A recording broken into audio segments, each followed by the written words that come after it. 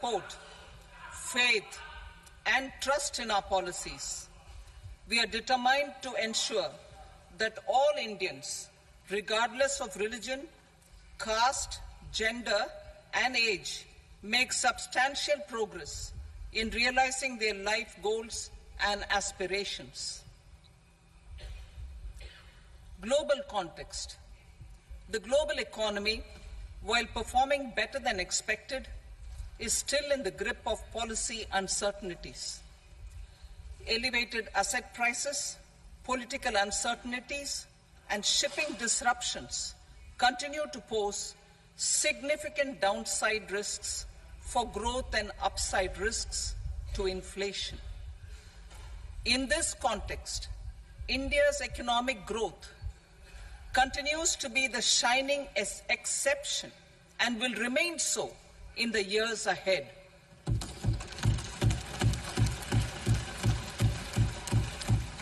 India's inflation continues to be low, stable, and moving towards the 4% target. Core inflation, that is non-food and non-fuel, currently is 3.1%. Steps are being taken to ensure supplies of perishable goods reach markets adequately. Interim budget. As mentioned in the interim budget, we need to focus on four major castes, namely the Garib, Mahilaye, Yuva, and Annadata, the poor, women, youth, and the farmer. For Annadata, we announced higher minimum support prices a month ago for all major crops, delivering on the promise of at least a 50% margin over costs. Pradhan Mantri Garib Kalyan Anna Yojana was extended for 5 years, benefiting more than 80 crore people.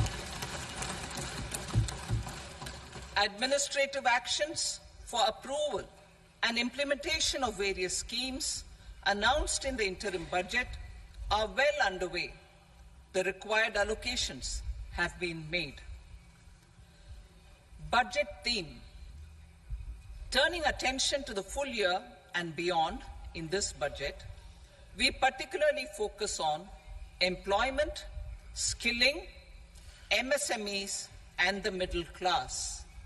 I am happy to announce the Prime Minister's package of 5 schemes and initiatives to facilitate employment, skilling, and other opportunities for 4.1 crore youth over a 5-year period, with a central outlay of 2 lakh crore rupees. I will speak about them shortly, while more details may be seen in the annexure. This year, I've made a provision of 1.48 lakh rupees, 1.48 lakh crore rupees for education, employment, and skilling. Budget priorities. The people have given a unique opportunity to our government to take the country on the path of strong development and an all-round prosperity. In the interim budget, we promise to present a detailed roadmap for our pursuit of Vikasit Bharat.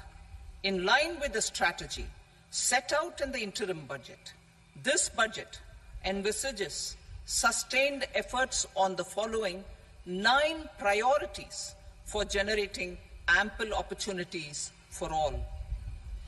Number 1, productivity and resilience in agriculture. Number 2, employment and skilling. Number 3, inclusive human resource development and social justice. 4, manufacturing and services. 5, urban development. 6, energy security. 7, infrastructure. 8, innovation, research and development. And 9, next generation reforms. Subsequent budgets will build on these and add more priorities and actions. A more detailed formulation will be carried out as part of the economic policy framework about which I will speak later in this speech. This budget details some of the specific actions to be initiated in the current year towards fulfillment of these priorities, with potential for transformative changes. The budget also covers some of the previously made announcements with intent to strengthen them and step up their implementation for expediting our journey towards the goal of Vikasit Bharat. Priority 1, productivity and resilience in agriculture.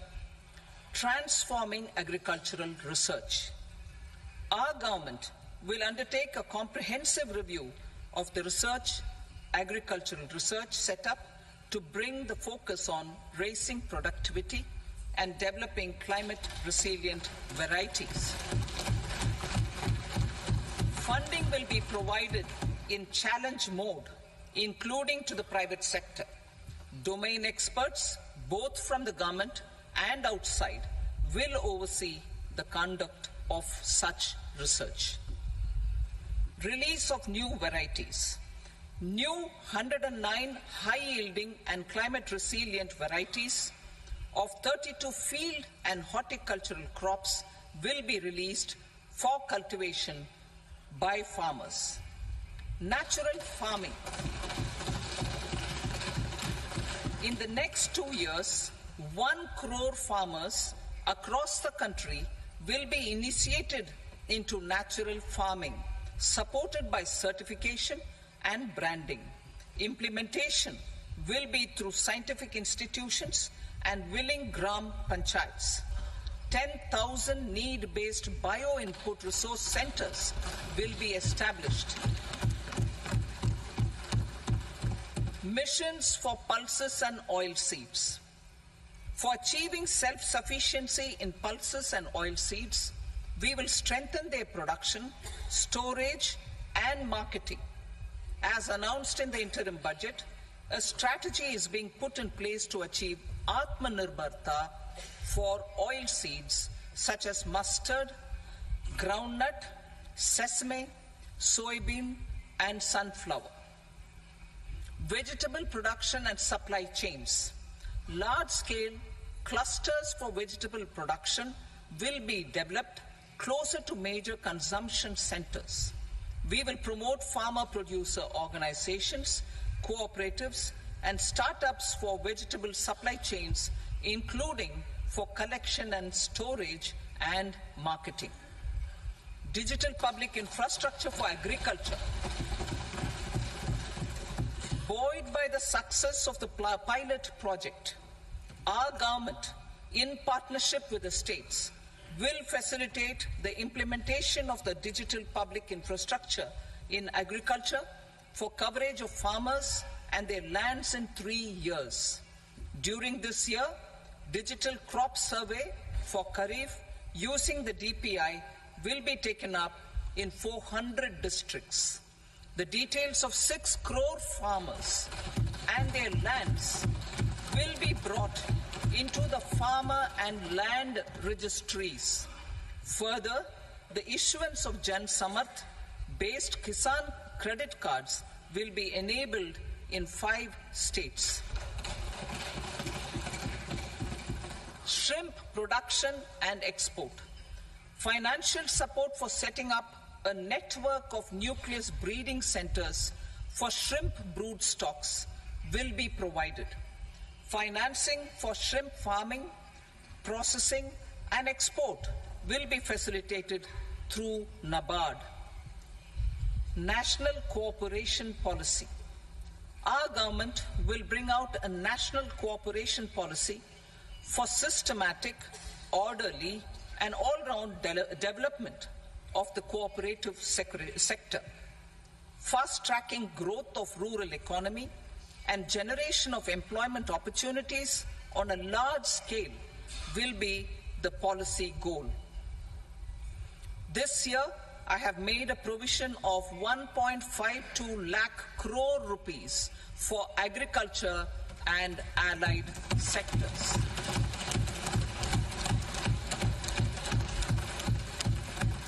Priority 2, employment and skilling. Employment-linked incentive.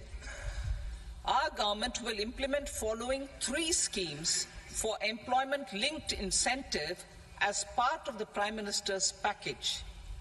These will be based on enrollment in the EPFO and focus on recognition of first-time employees and support to employees and employers. Scheme A, first-timers. This scheme will provide 1 month wage to all persons newly entering the workforce in all formal sectors.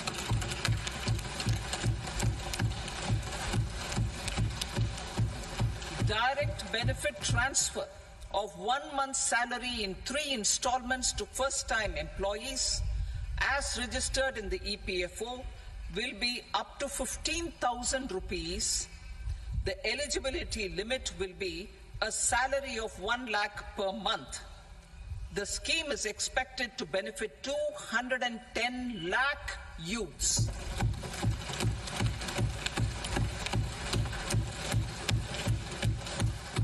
Scheme B, job creation in manufacturing.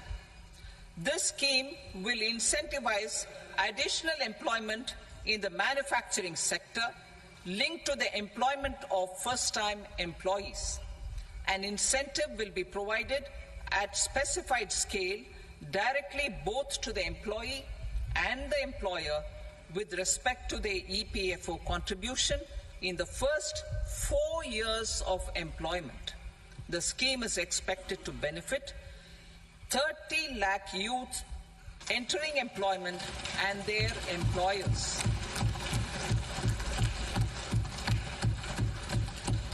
Scheme C, support to employers. This employer-focused scheme will cover additional employment in all sectors. All additional employment within a salary of 1 lakh rupee per month will be counted. The government will reimburse to employers up to 3,000 rupees per month for 2 years towards the EPFO contribution for each additional employee. The scheme is expected to incentivize additional employment of 50 lakh persons.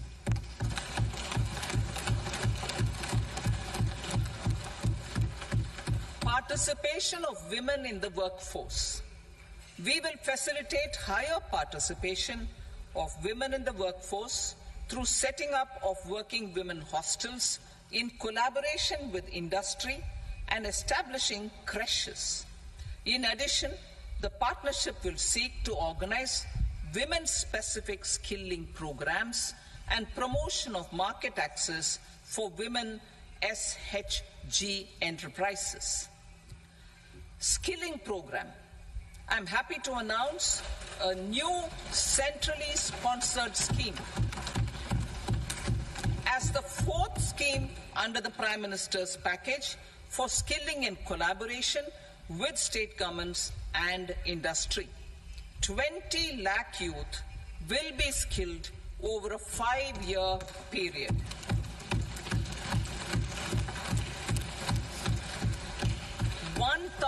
Industrial training institutes will be upgraded in hub and spoke arrangements with outcome orientation.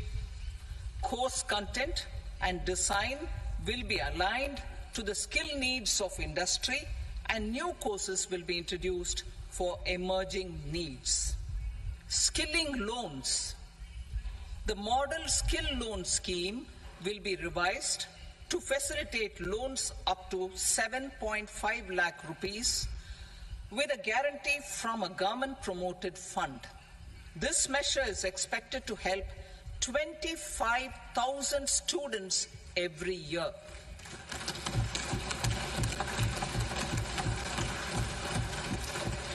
Education loans. For helping our youth who have not been eligible for any benefit under government schemes and policies, I am happy to announce a financial support for loans up to 10 lakh rupees for higher education in domestic institutions.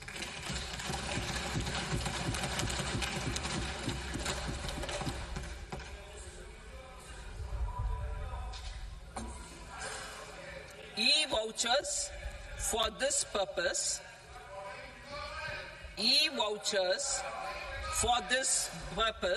will be given directly to 1 lakh students every year for annual interest subvention of 3% of the loan amount. Priority 3, inclusive human resource development and social justice, saturation approach. Our government is committed to all-round, all-pervasive and all-inclusive development of people, particularly farmers, youth, women, and the poor. For achieving social justice comprehensively, the saturation approach of covering all eligible people through various programs, including those for education and health, will be adopted to empower them by improving their capabilities. Implementation of schemes meant for supporting economic activities by craftsmen, artisans, self-help groups, scheduled caste, scheduled tribe, and women entrepreneurs and street vendors such as the PM Vishwakarma, PM Swanidhi, National Livelihood Missions, and Stand Up India will be stepped up. Purvodaya. The states in the eastern part of the country are rich in endowments and have strong cultural traditions. We will formulate a plan, Purvodaya, for the all-round development of the eastern region of the country, covering Bihar, Jharkhand, West Bengal, Odisha, and Andhra Pradesh. This will cover human resource development, infrastructure, and generation of economic opportunities to make the region an engine to attain Vikasit Bharat. On the Amritsar-Kolkata Industrial Corridor, we will support development of an industrial node at Gaya. This corridor will catalyze industrial development of the eastern region. The industrial node at Gaya will also be a good model for developing our ancient centers of cultural importance into future centers of modern economy. This model shall showcase Vikas B, Virasat B in our growth trajectory. We will also support development of road connectivity projects, namely 1. Patna-Purnia Expressway, 2. Buxar-Bhagalpur Expressway, 3. Bodh Gaya, Rajgir, Vaishali and Darbhanga spurs, and 4.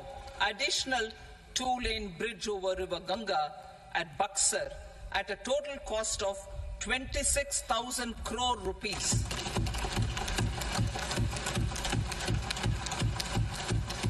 Power projects, including setting up of a new 2,400 megawatt power plant at Pir Painti, will be taken up at a cost of 21,400 crore rupees. New airports, medical colleges, and sports infrastructure in Bihar will be constructed. An additional allocation to support capital investments will be provided. The requests of Bihar government for external assistance from multilateral development banks will be expedited.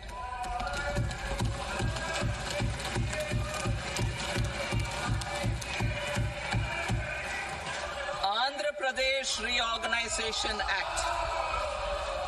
Our government has made concerted efforts to fulfill the commitments in Andhra Pradesh Reorganization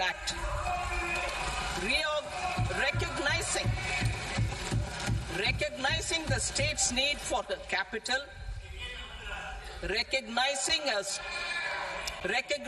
the state's need for a capital, we will facilitate special financial support through multilateral development agencies.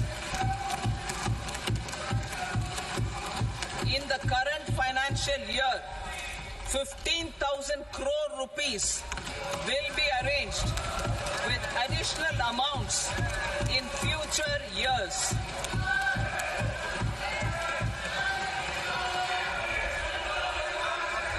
Our government is fully committed to financing and early completion of the Polavaram irrigation project, which is the lifeline for Andhra Pradesh and its farmers. This will facilitate our country's food security as well. Under the Andhra Pradesh Reorganization Act, for promoting industrial development, funds will be provided for essential infrastructure such as water, power, railways, and roads. In Kopparthi node on the Visakhapatnam-Chennai Industrial Corridor and Varavakal node on the Hyderabad-Bangalore Industrial Corridor. An additional allocation will be provided this year towards capital investment for economic growth. Grants for backward regions of Rayalaseema, Prakasham, North Coastal Andhra, as stated in the Act, will be provided. PM Awas Yojana. 3 crore additional houses under the PM Awas Yojana in rural and urban areas in the country have been announced, for which the necessary allocations are being made. Women-led development. For promoting women-led development, the budget carries an allocation of more than 3 lakh crore for schemes benefiting women and girls. This signals our government's commitment for enhancing women's role in economic development. Pradhan Mantri Janjatiya Unnat Gram Abhiyan. For improving the socio-economic condition of tribal communities, we will launch the Pradhan Mantri Janjatiya Unnat Gram Abhiyan by adopting saturation coverage for tribal families in tribal majority villages and aspirational districts.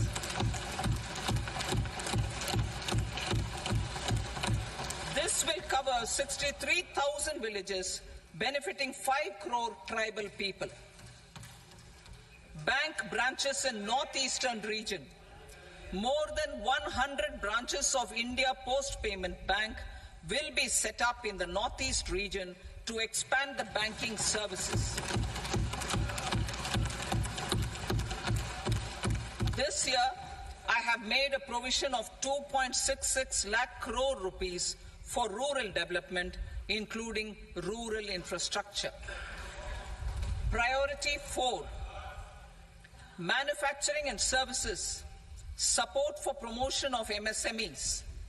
This budget provides special attention to MSMEs and manufacturing, particularly labor-intensive manufacturing.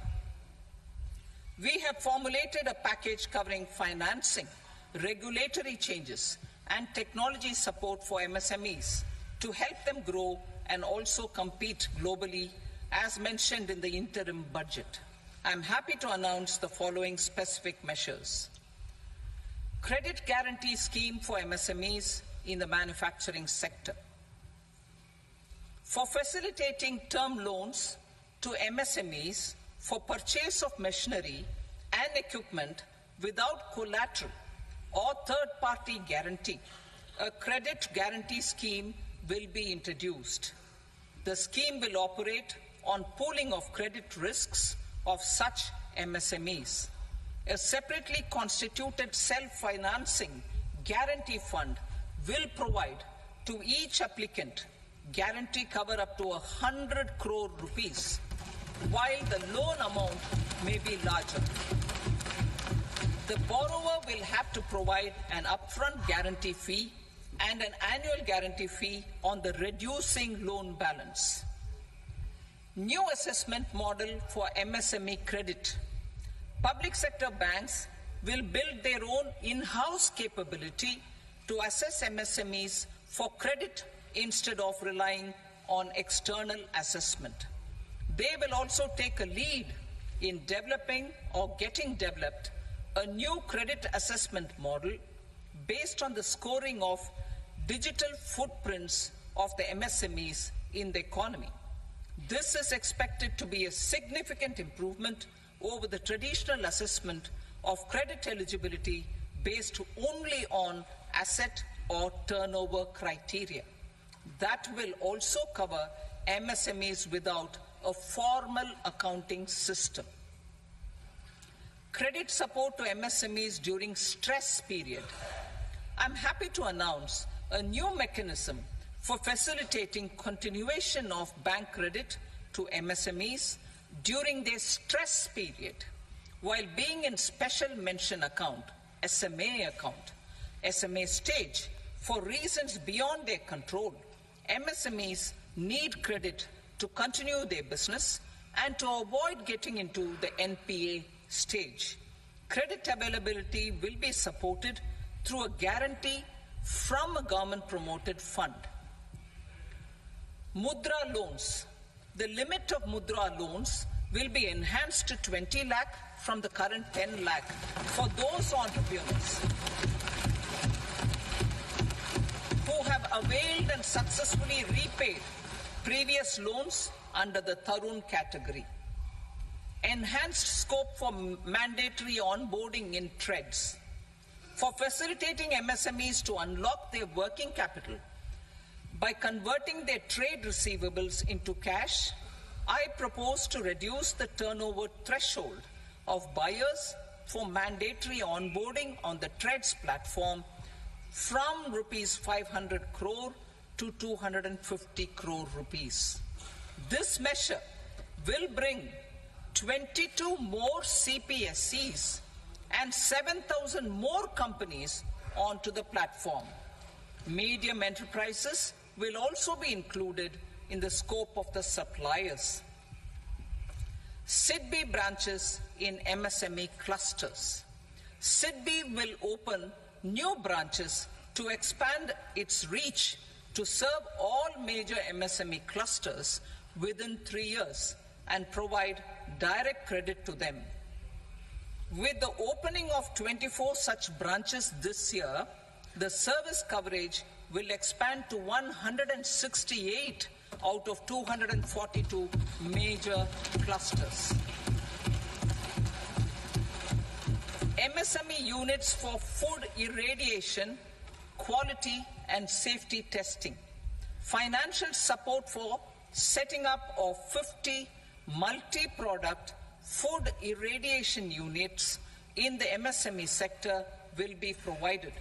Setting up of 100 food quality and safety testing labs with NABL accreditation will be facilitated. E-commerce export hubs. To enable MSMEs and traditional artisans to sell their products in international markets, e-commerce export hubs will be set up in public-private partnership mode. These hubs, under a seamless regulatory and logistic framework, will facilitate trade and export-related services under one roof. Measures for promotion of manufacturing and services. Internship in top companies. As the fifth scheme under Prime Minister's package, our government will launch a comprehensive scheme for providing internship opportunities in 500 top companies to 1 crore youth in 5 years. They will gain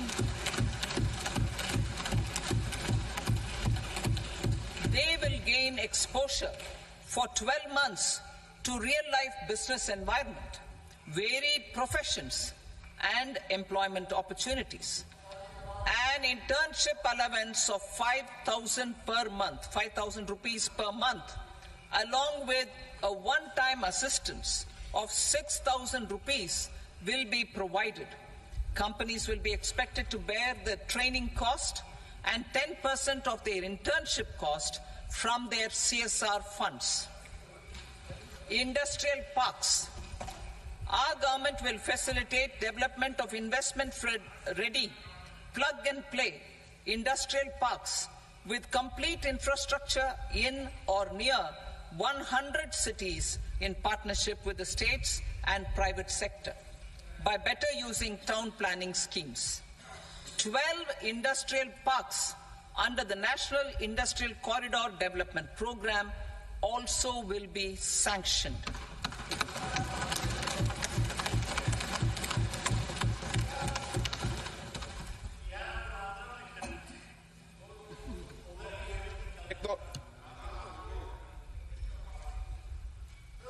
Veggie paper, no. Please, pet here.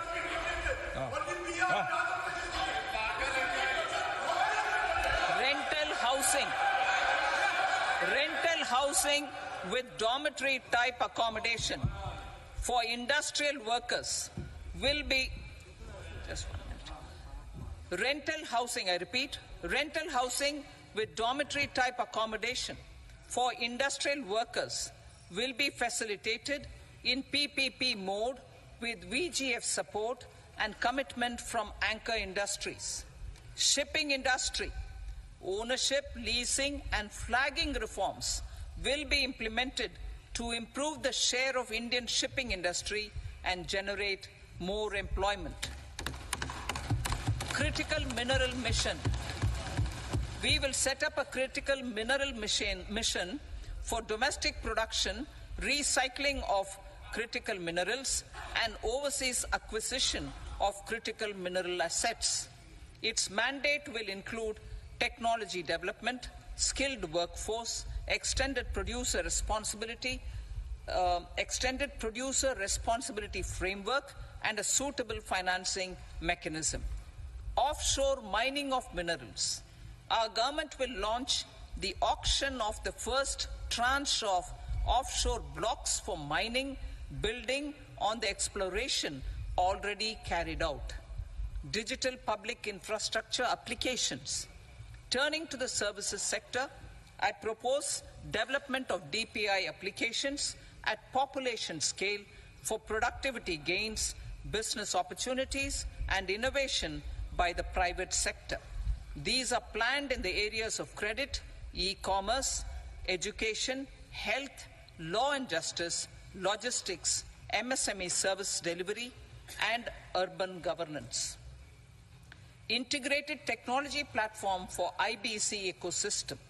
An integrated technology platform will be set up for improving the outcomes under the Insolvency Bankruptcy Code for achieving consistency, transparency, timely processing, and better oversight for all stakeholders.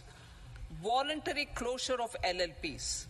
The services of the Center for Processing Accelerated Corporate Exit, CPACE, will be extended for voluntary closure of LLPs to reduce the closure times. National Company Law Tribunals. The IBC has resolved more than 1,000 companies, resulting in direct recovery of 3.3 lakh crore to creditors. 3.3 lakh crore rupees to creditors. In addition, 28,000 cases involving over 10 lakh crore rupees have been disposed of even prior to admission. Appropriate changes to the IBC, reforms and strengthening of the tribunal and appellate tribunals will be initiated to speed up insolvency resolution. Additional tribunals will be established. Out of those, some will be notified to decide cases exclusively under the Companies Act. Debt recovery. Steps for reforming and strengthening debt recovery tribunals will be taken. Additional tribunals will be established to speed up recovery. Priority 5, urban development. Cities as growth hubs. Working with states, our government will facilitate development of cities as growth hubs. This will be achieved through economic and transit planning and orderly development of peri-urban areas utilizing town planning schemes. Creative redevelopment of cities. For creative brownfield redevelopment of existing cities with a transformative impact, our government will formulate a framework for enabling policies, market-based mechanisms, and regulation. Transit-oriented development. Transit-oriented development plans for 14 large cities with a population above 30 lakh will be formulated, along with an implementation and financing strategy. Urban housing. Under the PM Awas Yojana, Urban 2.0, housing needs of 1 crore urban poor and middle-class families will be addressed with an investment of 10 lakh crore rupees. This will include the central assistance of 2.2 lakh crore rupees in the next 5 years. A provision of interest subsidy to facilitate loans at affordable rates is also envisaged. In addition, enabling policies and regulations for efficient and transparent rental housing markets with enhanced availability will also be put in place. Water supply and sanitation.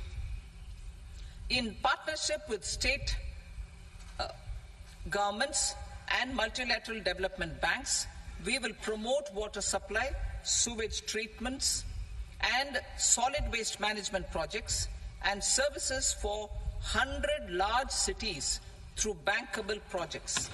These projects will also envisage use of treated water for irrigation and filling up of tanks in nearby areas.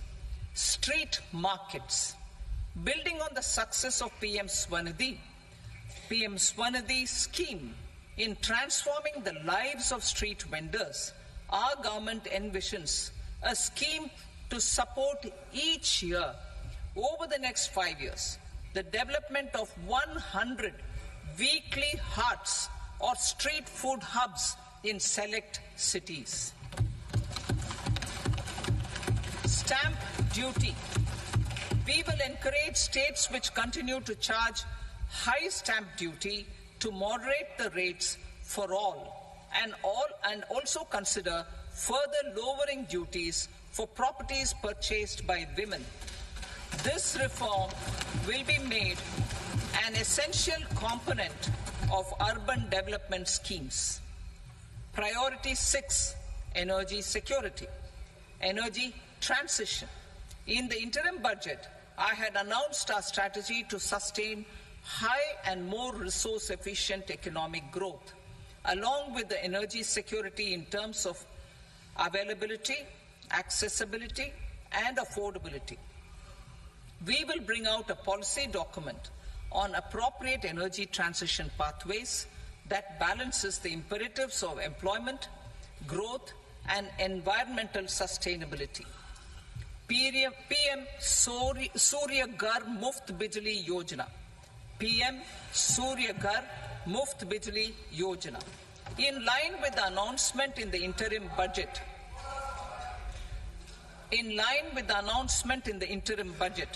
PM Surya Ghar Muft Bijli Yojana has been launched to install rooftop solar plants to enable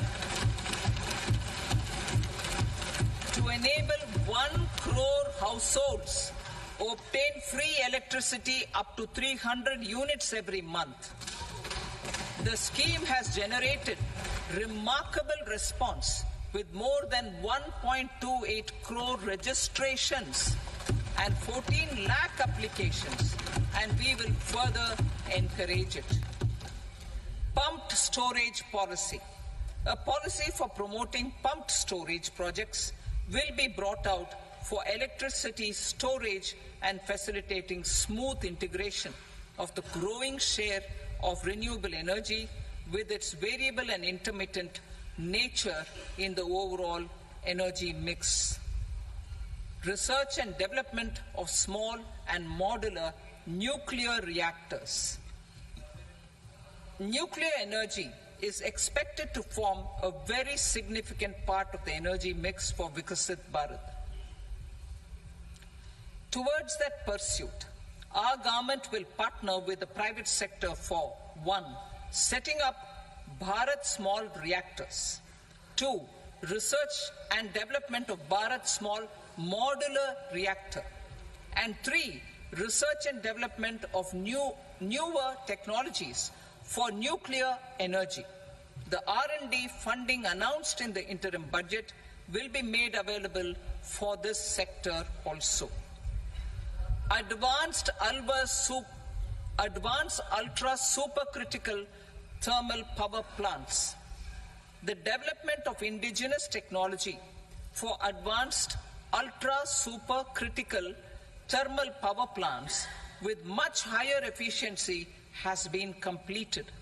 A joint venture between NTPC and BHEL will set up a full-scale 800 megawatt commercial plant using AUSC technology. The government will provide the required fiscal support. Moving forward, development of indigenous capacity for the production of high-grade steel and other advanced metallurgy materials for these plants will result in strong spin-off benefits for the economy. Roadmap for hard-to-abate industries. A roadmap for moving the hard-to-abate industries from energy efficiency targets to emission targets will be formulated. Appropriate regulations for transition of these industries from the current perform, achieve and trade mode to Indian carbon market mode will be put in place. Support to traditional micro and small industries. An investment-grade energy audit of traditional micro and small industries in 60 clusters, including brass and ceramic, will be facilitated. Financial support will be provided for shifting them to cleaner forms of energy and implementation of energy efficiency measures. The scheme will be replicated in another 100 clusters in the next phase. Priority 7, infrastructure investment by central government. Significant investment the central government has made over the years in building and improving infrastructure has had a strong multiplier effect on the economy. We will endeavor to maintain strong fiscal support for infrastructure over the next 5 years in conjunction with imperatives of other priorities and fiscal consolidation. This year, I have provided 11,11,111 crore rupees for capital expenditure. This would be 3.4% of our GDP. Infrastructure investment by state governments. We will encourage states to provide support of similar scale for infrastructure, subject to their development priorities. A provision of 1.5 lakh crore rupees for long-term interest-free loans have been made this year also to support the states in their resource allocation. Private investment in infrastructure. Investment in infrastructure by private sector will be promoted through viability gap funding and enabling policies and regulations. A market-based financing framework will be brought out. Pradhan Mantri Gram Sadak Yojana, Phase 4 of the PMGSY will be launched to to provide all-weather connectivity to 25,000 rural habitations, which have become eligible in view of their population increase.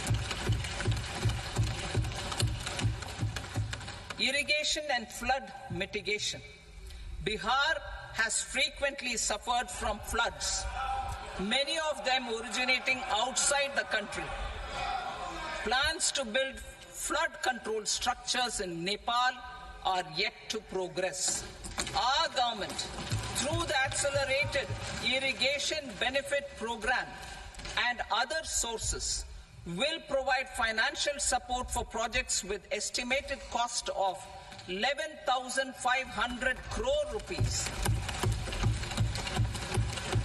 such as the Kosi-Michi intra-state link and 20 other ongoing and new schemes, including barrages, river pollution abatement, and irrigation projects. In addition, survey and investigation of Kosi-related flood mitigation and irrigation projects will be undertaken.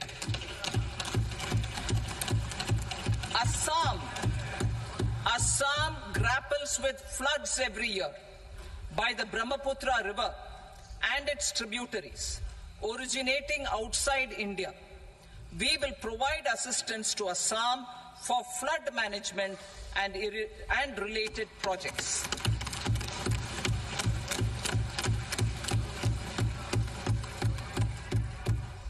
Himachal Pradesh suffered extensive losses due to floods last year. Our government will provide assistance to the state for reconstruction and rehabilitation through multilateral development assistance.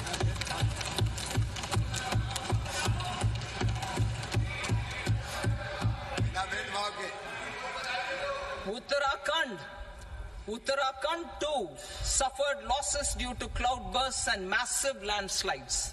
We will provide assistance to the state. Recently, Sikkim witnessed devastating flash floods and landslides that wreaked havoc across the state. Our government will provide assistance to the state. Tourism has always been a part of our civilization. Our efforts in positioning India as a global tourist destination will also create jobs, stimulate investments, and unlock economic opportunities for other sectors. In addition to the measures outlined in the interim budget, I propose the following measures. Vishnupad Temple at Gaya and Mahabodhi Temple at Bodh Gaya in Bihar are of immense spiritual significance.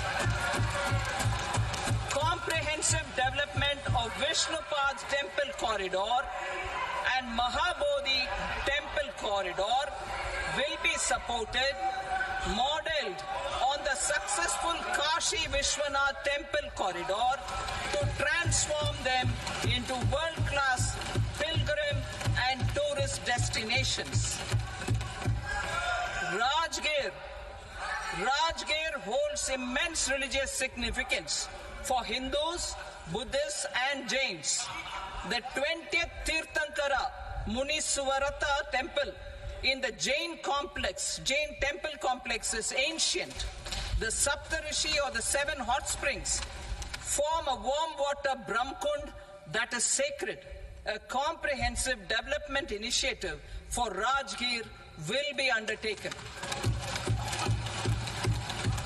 Our government will support the development of Nalanda as a tourist center, besides reviving Nalanda University to its glorious stature. Odisha's scenic beauty, temples, monuments, craftsmanship, wildlife sanctuaries, natural landscapes, and pristine beaches make it an ultimate tourism destination. Our government will provide assistance for their development to Odisha as well. Priority 8, innovation, research and development. We will operationalize the Anusandhan National Research Fund for basic research and prototype development. Further, we will set up a mechanism for spurring private sector-driven research and innovation at commercial scale with a financing pool of 1 lakh crore rupees in line with the announcement in the interim budget.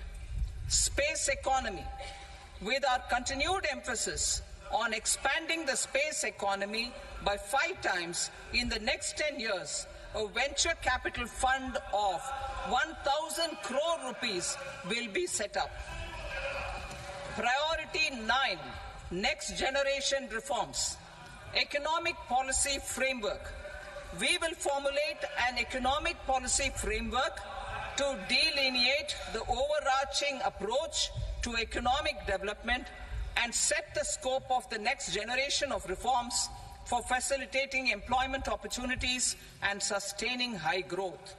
Our government will initiate and incentivize reforms for 1. Improving productivity of factors of production, and 2.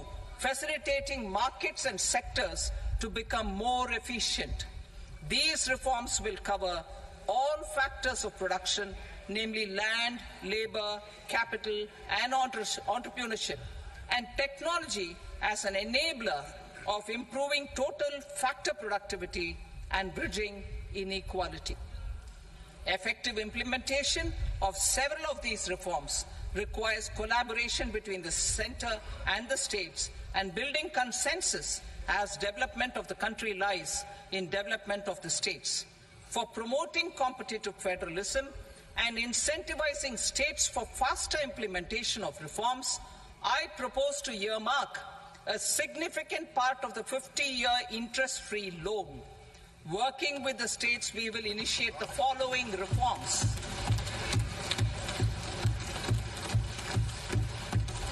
Land-related reforms and actions, both in the rural and urban areas, will cover land administration, will cover 1. Land administration, planning and management, and 2. Urban planning usage and building bylaws. These will be incentivized for completion within the next 3 years through appropriate fiscal support. Rural land-related actions. Rural land-related actions will include 1. Assignment of unique land parcel identification number, UL PIN, or Bhu Aadhaar for all lands. 2. Digitization of cadastral maps. 3. Survey of subdivisions, survey of map subdivisions as per current ownership. 4. Establishment of land registry. And 5. Linking to the farmers registry. These actions will also facilitate credit flow and other agricultural services. Urban land-related actions. Land records in urban areas will be digitized with GIS mapping. An IT-based system for property record administration, updating, and tax administration will be established. These will also facilitate improving the financial position of urban local bodies. Labor-related reforms. Services to labor. Our government will facilitate the provision of a wide array of services to labor, including those for employment and skilling. A comprehensive integration of e-Shram portal with other portals will facilitate such one-stop solution. Open architecture databases for the rapidly changing labor market, skill requirements, and available job roles, and a mechanism to connect job aspirants with potential employers and skill providers will be covered in these services. Shram Suvidha and Samadhan Portal. Shram Suvidha and Samadhan Portal will be revamped to enhance ease of compliance for industry and trade. Capital and entrepreneurship related reforms, financial sector vision and strategy.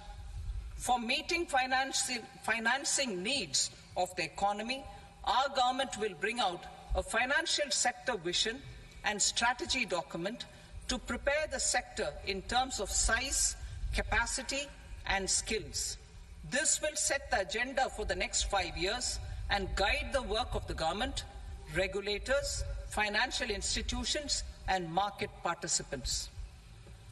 Taxonomy for climate finance. We will develop taxonomy for climate finance for enhancing the availability of capital for climate adaptation and mitigation. This will support achievement of the country's climate commitments and green transition.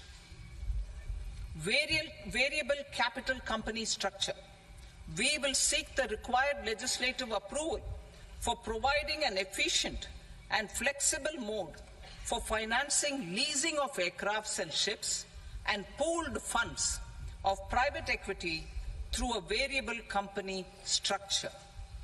Foreign direct investments and overseas investment. The rules and regulations for foreign direct investment and overseas investments will be simplified to 1. Facilitate foreign direct investments, 2. Nudge prioritization, and 3. Promote opportunities for using Indian rupee as a currency for overseas investment. NPS Vatsalya. NPS Vatsalya, a plan for contribution by parents and guardians for minors, will be started. On attaining the age of majority, the plan can be converted seamlessly into a normal NPS account. Use of technology. We have successfully used technology for improving productivity and bridging inequality in our economy during the past 10 years.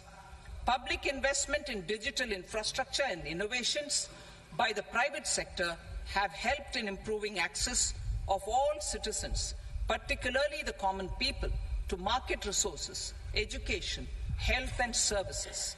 We will step up adoption of technology towards digitalization of the economy. Ease of doing business. For enhancing ease of doing business, we are already working on the Jan Vishwas Bill 2.0. Further, states will be incentivized for implementation of the business reforms, action plans, and digitalization. Data and statistics. For improving data governance, collection, processing and management of data and statistics, different sectoral databases, including those established under the Digital India Mission, will be utilized with active use of technology tools. New pension scheme. The committee to review the NPS has made considerable progress in its work. I'm happy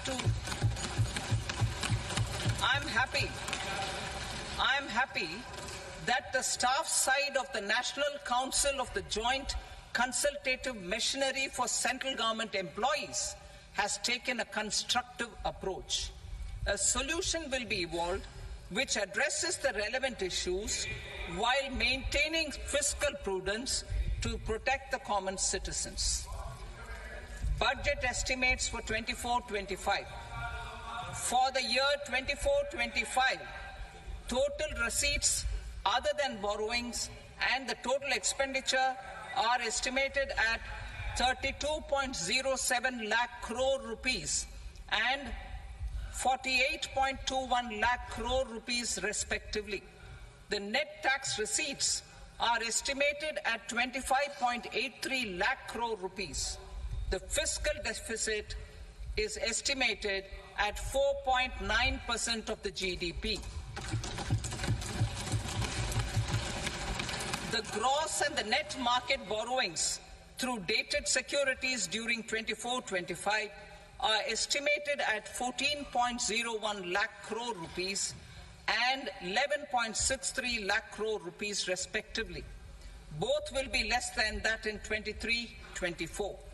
The fiscal consolidation path announced by me in 2021 has served our economy very well, and we aim to reach the deficit below 4.5% next year. The government is committed to staying the course. From 2026-27 onwards, our endeavour will be to keep the fiscal deficit each year such that the central government's debt will be on a declining path as percentage of GDP. I will now move to Part B.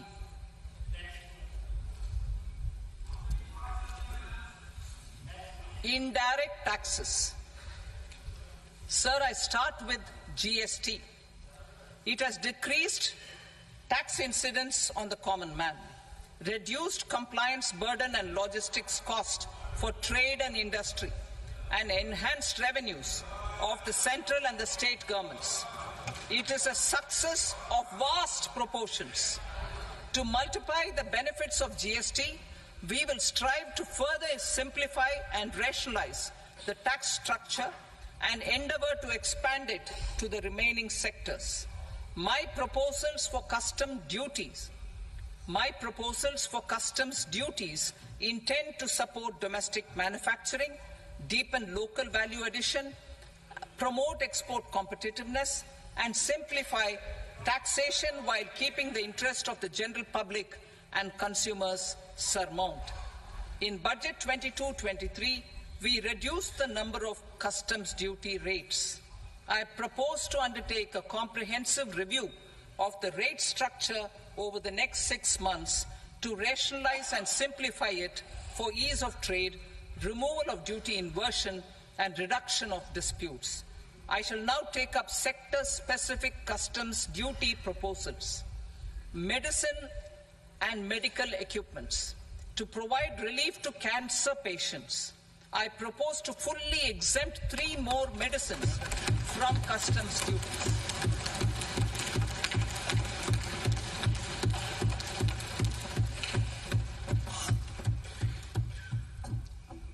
I also propose changes in the BCD on X-ray tubes and flat panel detectors for use in medical X-ray machines under the phased manufacturing program so as to synchronize them with the domestic capacity addition. Mobile phone and related parts. With a 3-fold increase in domestic production and almost a 100-fold jump in exports of mobile phones over the last 6 years, the Indian mobile industry has matured. In the interest of consumers, I now propose to reduce the BCD on mobile phone, mobile PCBA, and mobile charger to 15%. Critical minerals. Minerals such as lithium, copper, cobalt, and rare earth elements are critical for sectors like nuclear energy, renewable energy, space, defense, telecommunications, and high-tech electronics. I propose to fully exempt customs duties on 25 critical minerals and reduce BCD on 2 of them. This will provide a major fillip to the processing and refining of such minerals and help secure their availability for these strategic and important sectors. Solar energy.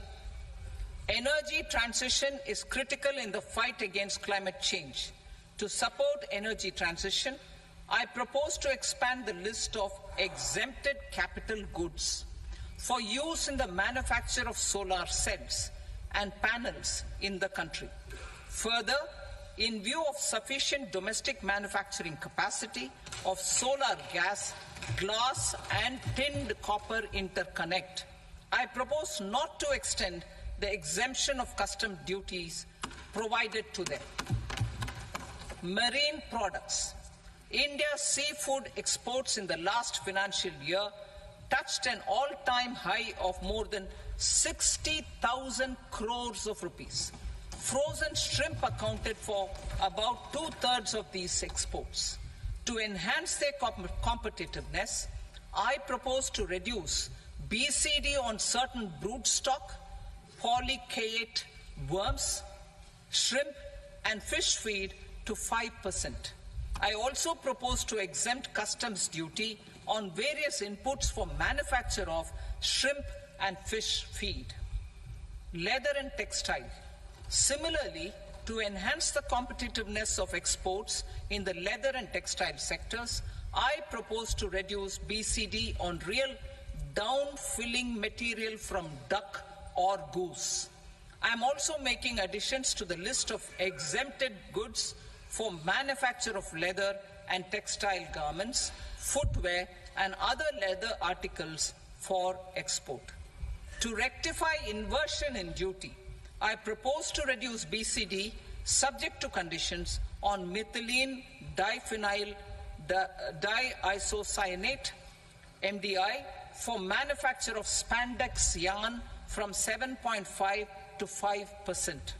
Furthermore, the export duty structure on raw hides, skin, and leather is proposed to be simplified and rationalized. Precious metals. To enhance domestic value addition in gold and precious metal jewelry in the country, I propose to reduce customs duties on gold and silver to 6% and that of platinum to 6.4%. Other metals, steel and copper are important raw materials.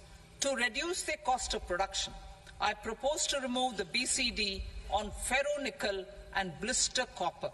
I am also continuing with nil BCD on ferrous scrap and nickel cathode and concessional BCD of 2.5% on copper scrap. Electronics. To increase value addition in the domestic electronics industry, I propose to remove the BCD subject to conditions on oxygen-free copper for manufacture of resistors. I also propose to exempt certain parts for manufacture of connectors. Chemicals and petrochemicals.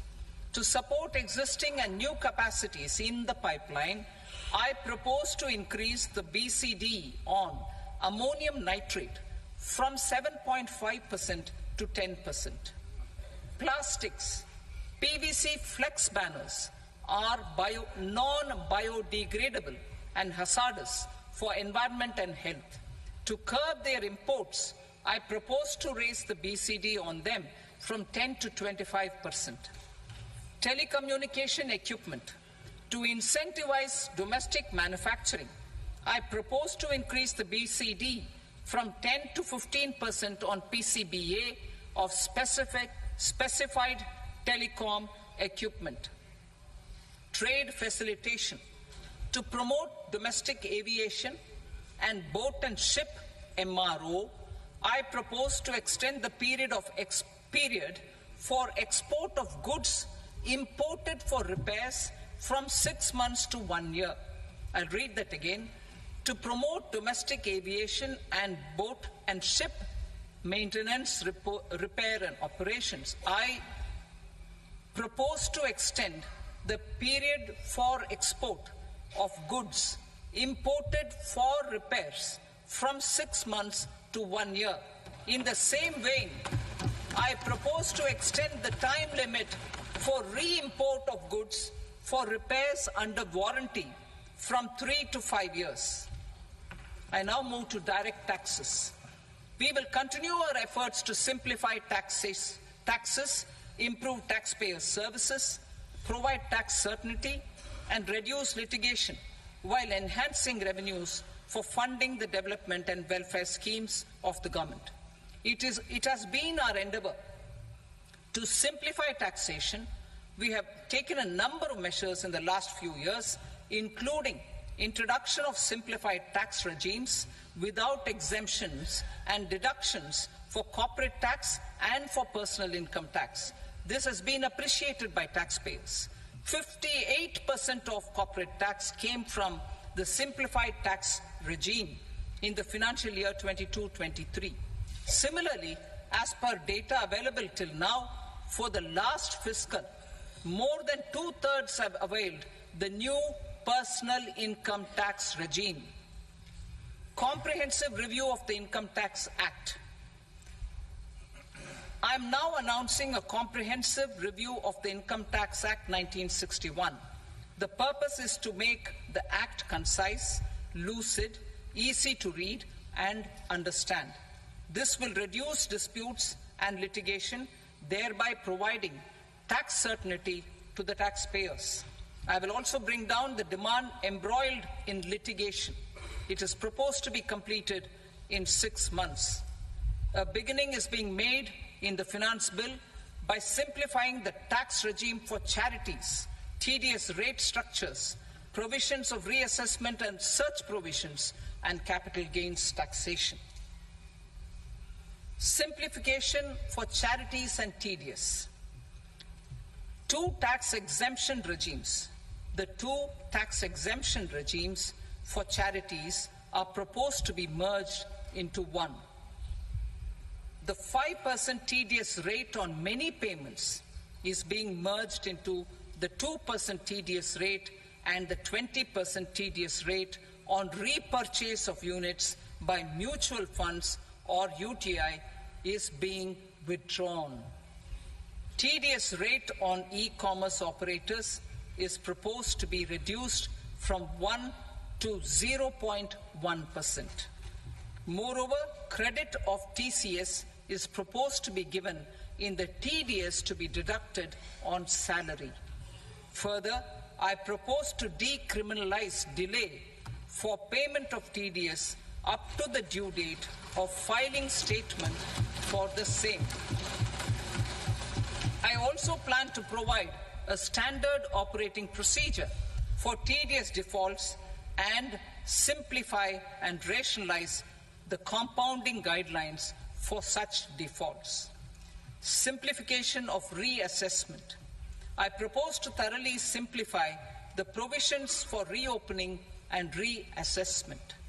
An assessment hereinafter can be reopened beyond 3 years from the end of the assessment year only if the escaped income is 50 lakh rupees or more, up to a maximum period of 5 years from the end of the assessment year. Even in such cases, a time limit of 6 years before the year of the search, as against the existing time limit of 10 years, is being proposed. This will reduce tax uncertainty and disputes. Simplification and rationalization of capital gains. Capital gains taxation is also proposed to be hugely simplified. Short-term gains on certain financial assets shall henceforth attract a tax rate of 20%, while that on all other financial assets and all non-financial assets shall continue to attract the applicable tax rate. Long-term gains on all financial and non-financial assets, on the other hand, will attract a tax rate of 12.5%. For the benefit of the lower and the middle income classes, I propose to increase the limit of exemption of capital gains on certain financial assets to 1.25 lakh rupees per year. Listed financial assets held for more than a year will be classified as long-term, while unlisted financial assets and all non-financial assets will have to be held for at least 2 years to be classified as long-term. Unlisted bonds and debentures, debt mutual funds, and market-linked debentures, irrespective of holding period, however, will attract tax on capital gains at applicable rates. Taxpayer services. All the major taxpayer services under GST and most services under customs and income tax have been digitalized. All remaining services of customs and income tax, including rectification and order giving effect to appellate orders, shall be digitalized and made paperless over the next 2 years. Litigation and appeals. While our concerted efforts to reduce pendency of appeals at various appellate fora are beginning to show good results, it will continue to engage our highest attention. To dispose of the backlog of first appeals, I plan to deploy more officers to hear and decide such appeals, especially those with large tax effect. For resolution of certain income tax disputes pending in appeal, I am also proposing Vivad Se Vishwas Scheme 2024. Further, I propose to increase monetary limits for filing appeals related to direct taxes, excise and service tax in the tax tribunals, high courts and Supreme Court to 60 lakh rupees, 2 crore rupees and 5 crore respectively, with a view to reduce litigation and provide certainty in international taxation. We will expand the scope of safe harbor rules and make them more attractive. We will also streamline the transfer pricing assessment procedure. Employment and investment. I have a few proposals to promote investment and foster employment. First of all, to bolster the Indian startup ecosystem, boost the entrepreneurial spirit, and to support innovation, I propose to abolish the so-called angel tax for all classes of investors. Second, there is tremendous potential for cruise tourism in India. To give a fillip to this employment-generating industry, I am proposing a simpler tax regime for foreign shipping companies operating domestic cruises in the country. Third, India is a world leader in the diamond cutting and polishing industry, which employs a large number of skilled workers. To further promote the development of this sector, we would provide for safe harbor rates for foreign mining companies selling raw diamonds in the country. Fourth, to attract foreign capital for our development needs, I propose to reduce the corporate tax rate on foreign companies from 40 to 35%. Deepening the tax base. I have a couple of proposals for deepening the tax base.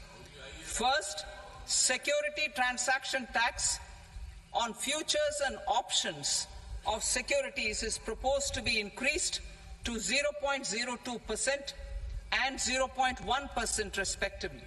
Second, for reasons of equity, I propose to tax income received on buyback of shares in the hands of recipients.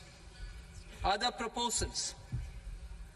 To improve social security benefits, deduction of expenditure by employers towards NPS is proposed to be increased from 10 to 14% of the employee's salary. Similarly, deduction of this expenditure up to 14% of salary from the income of employees in private sector, public sector banks and undertakings opting for the new tax regime is proposed to be provided. Indian professionals working in multinationals get ESOPs and invest in social security schemes and other movable assets abroad. Non-reporting of such small foreign assets has penal consequences under the Black Money Act. Such non-reporting of movable assets up to 20 lakh rupees is proposed to be depenalized. Other major proposals in the finance bill relate to withdrawal of equalization levy of 2%, expansion of tax benefits to certain funds and entities in IFSCs, and immunity from penalty and prosecution to Benamidar on full and true disclosure so as to improve conviction under the Benami Transaction Prohibition Act 1988. Personal income tax. Coming to personal income tax rates, I have two announcements to make for those opting for the new tax regime. First, the standard deduction for salaried employees is proposed to be increased from 50,000 to 75,000 rupees.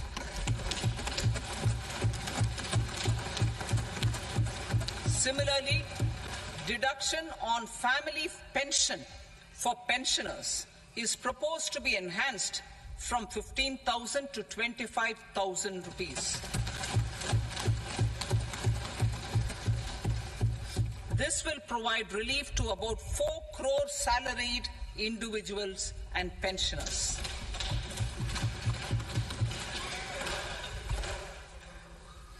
Second, in the new tax regime, the tax rate structure is proposed to be revised as follows. 0 to 3 lakh rupees, nil. 3 to 7 lakh rupees, 5%. 7 to 10 lakh rupees, 10%. 10 to 12 lakh rupees, 15%. 12 to 15 lakh rupees, 20%. And above 15 lakh rupees, 30%.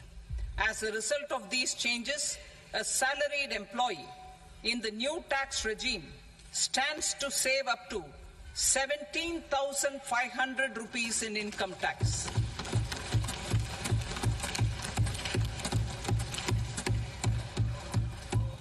Apart from these, I am also making some other changes as given in the annexure. As a result of these proposals, revenue of about 37,000 crore, that is 29,000 crore in direct taxes and 8,000 crore in indirect taxes will be foregone, while revenue of about 30,000 crore rupees will be additionally mobilized. Thus, the total revenue foregone is about 7,000 crores annually. Mr. Speaker, sir, with this, I commend the budget to this august House. Jai Hind.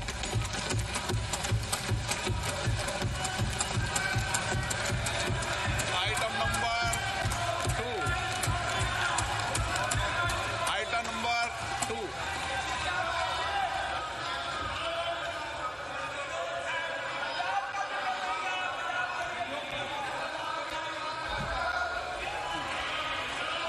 Sir, with your permission, I rise to lay on the table the following statements under Section 3 of the Fiscal Responsibility and Budget Management, FRBM Act 2003, Medium-Term Fiscal Policy cum Fiscal Policy Strategy Statement and Macroeconomic Framework Statement.